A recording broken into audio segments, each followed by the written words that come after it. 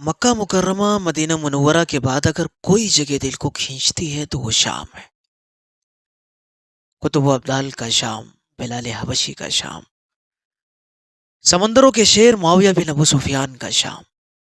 بنو امیہ کا شام، عمر بن عبدالعزیز کا شام، 100 برس سے سلگتا ہوا لہو بہاتا ہوا شام،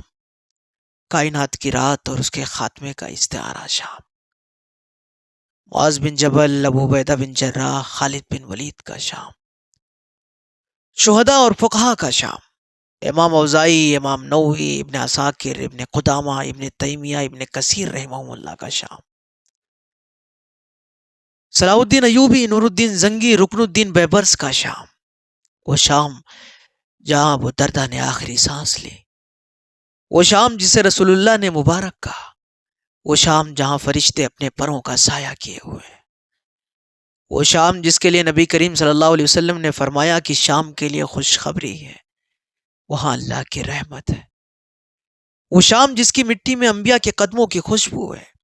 ابراہیم سے عیسیٰ تک کتنے نبیوں کی دعائیں اس زمین پر بکھری ہوئی ہیں، وہ شام جہاں پر حضرت یحییٰ کا مزار ہے،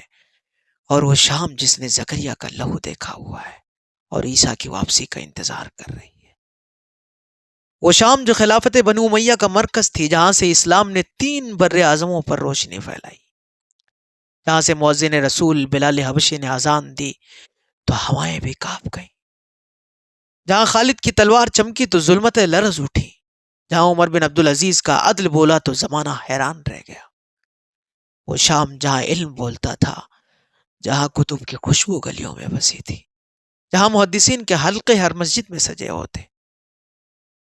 جہاں نووی کی ریاض الصالحین لکھی گئی، جہاں ابن تیمیہ کا قلم جہاد کرتا تھا، جہاں ابن کثیر نے تاریخ کے اوراق پر سچائی ثبت کی، وہ شام جو قیامت کی علامتوں کا مرکز ہے، جہاں عیسیٰ ابن مریم آسمان سے اتریں گے، جہاں مہدی کا ظہور ہوگا، جہاں دجال کے ساتھ آخری معرکہ لڑا جائے گا، اور جہاں سچ اور جھوٹ کا فیصلہ آخری بار ہوگا،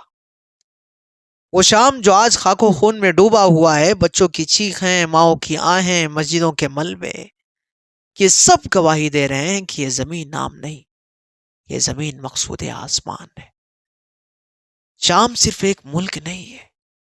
یہ ایک عقیدہ ہے، ایک نسبت ہے، ایک درد ہے۔ اللہ شام کو امت کے نشد ثانیہ کا ذریعہ بنائے، آمین۔